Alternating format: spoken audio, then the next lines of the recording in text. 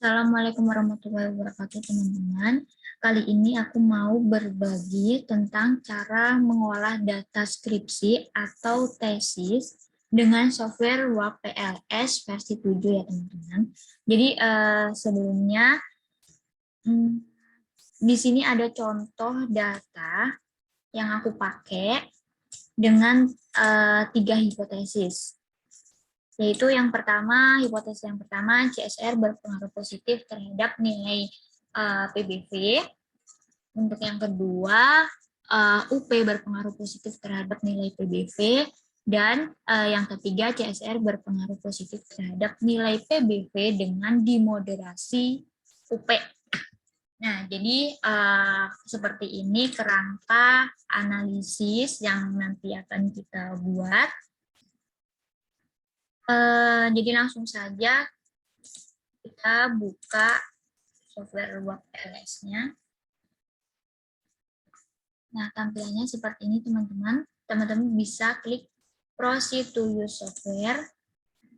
Kemudian di sini ada 5 tahap ya, teman-teman. Sampai dari kita menginput data sampai output yang dihasilkan. Jadi untuk yang pertama, klik step 1.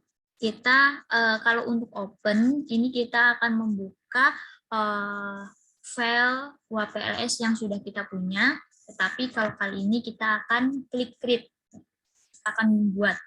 Nah, selanjutnya teman-teman bisa menaruh file yang akan kalian simpen. Kalau aku mau di sini, teman-teman bisa tuliskan nama filenya, kemudian kita klik save.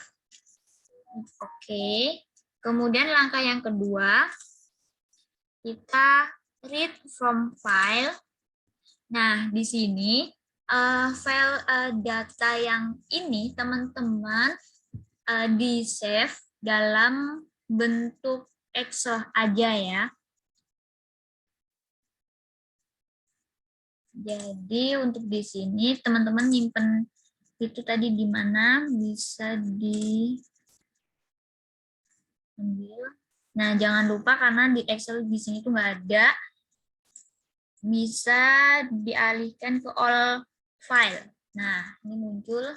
Jadi ini data yang akan kita olah. Kita klik OK. Ini ditunggu karena datanya banyak yang akan kita input. Ditunggu saja. Nah, di sini jangan pernah klik selain menu next dan finish. Kita klik OK, ini datanya, data aku ada 75 dan ini udah lengkap, kita klik yes. Kita klik OK. Kita tunggu saja. Kemudian step yang ketiga, kita klik pre-process data. Ini men-screening data, apakah data kita ada bermasalah atau tidak bermasalah. Nah, di sini hasilnya teman-teman bisa lihat no rank problem found. Jadi nggak ada data yang bermasalah gitu. Teman-teman bisa klik OK. Kalau udah nggak bermasalah, ini udah pas 75, kita klik yes. Untuk selanjutnya, step yang keempat ini kita membuat model SEM-nya atau kerangka analisis yang seperti ini ya, teman-teman. Jadi pertama klik latent variable option, ini untuk membuat yang bulat-bulat itu. Misalkan kita kasih nama CSR atau X1 atau apa terserah kalian, kemudian klik add. Nah, untuk reflektif dan formatif, kalau karena bunyi hipotesisnya aku ini berpengaruh, maka kita modelnya itu pakai formatif. Kalau untuk reflektif itu beda lagi, nanti teman-teman bisa searching aja ya. Kemudian untuk yang membuat yang Y-nya sama caranya. Ini untuk PBV kita add, formatif, kita klik save. Kemudian satu lagi sama kita membuat untuk moderasinya itu UP ya, formatif, kita klik save latent variable setting. Ini. Nah, kemudian untuk membuat garis penghubungnya, teman-teman, untuk yang berpengaruhnya langsung, itu klik direct link option, create, kemudian klik aja bulat-bulatnya. Nah, langsung menghubungkan sendiri. Kemudian untuk yang selanjutnya, UP ke PBV. Nah, untuk membuat moderasi biasanya tuh dilambangkan dengan titik-titik ini, teman-teman. Titik-titik garis putus-putus. Jadi itu klik moderating link option, klik create. Nah, UP ke tengah sini. Karena ini artinya UP itu sebagai variabel moderasi, teman-teman. Nah, karena udah selesai, kita klik model option, klik save model and close. Kita klik OK. Oke lagi, kita balik ke sini. Nah, ini udah jadi. Untuk memunculkan angka-angkanya, itu masuk ke step 5. Perform SEM analyze. Kita tunggu saja. Nah, ini udah ada hasilnya, teman-teman. Teman-teman bisa lihat untuk menganalisisnya nih, teman-teman. Biasanya nilai p-value-nya itu kalau hipotesisnya mau diterima, p-value-nya harus di bawah 0,05. Itu ada di buku panduan analisis SEM PLS dengan WPLS 7.0 dari Mahfud Solihin dan Dwi Ratmono. Teman-teman bisa beli atau kan ada tuh artikel-artikel, bisa buat referensi teman-teman juga. Nah, kalau ini, oh ya teman-teman, untuk menambah informasi bahwa ini karena ini hipotesisnya kita itu satu arah, karena ada positif ataupun negatif, itu namanya kan satu arah.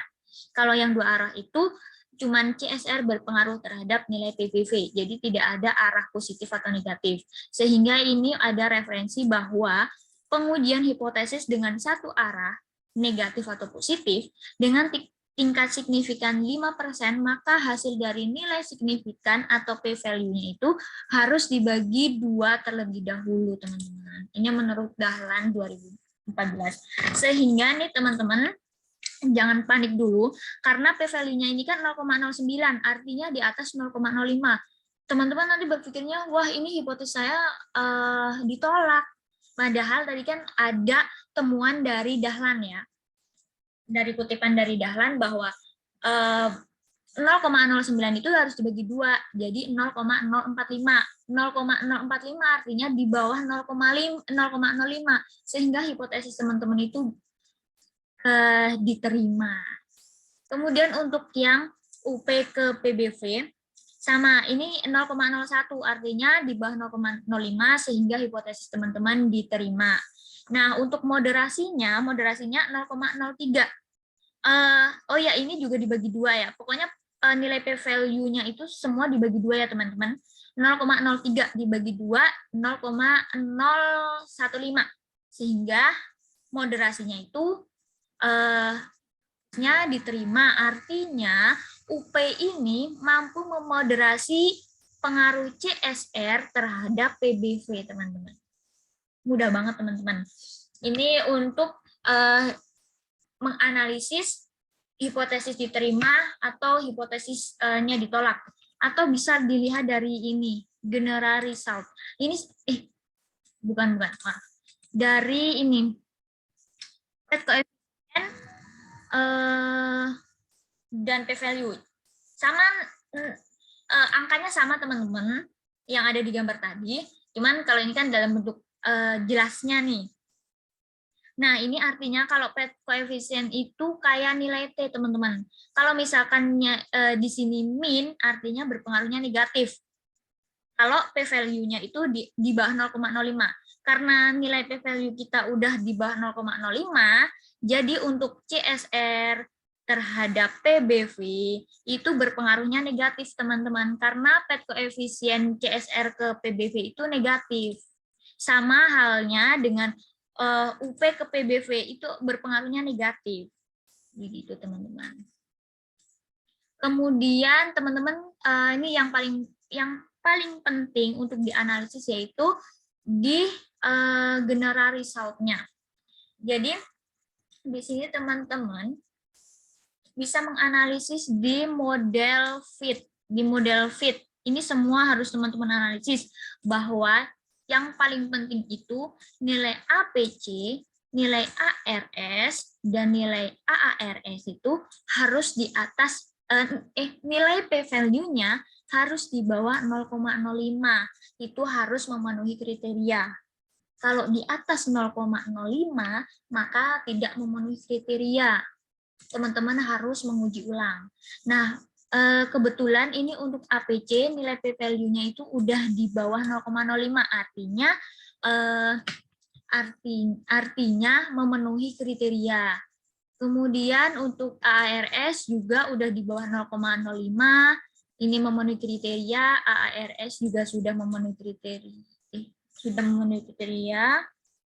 Oh, ini belum memenuhi kriteria karena 0,07 ya.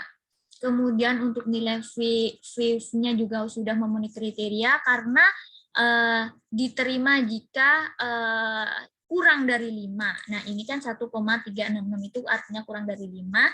Kemudian untuk nilai AF V-nya itu diterima kurang dari 0,5, ini sudah diterima, ini memenuhi kriteria juga. Untuk GOV-nya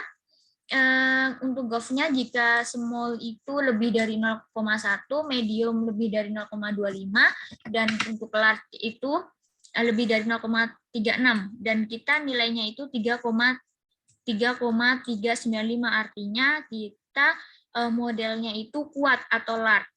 Ini bisa teman-teman panduan di buku, udah lengkap banget. Kemudian untuk SPR-nya nilainya itu 1. Diterima jika lebih dari 0,7 dan idealnya itu 1. Sehingga ini memenuhi kriteria. Kemudian untuk RSCR-nya itu nilainya 1 diterima. Dan SSR juga sama. Nah, ini kan 0,7. Nah, teman-teman hasilnya tuh 0,667. Ini kan 3 angka di belakang koma.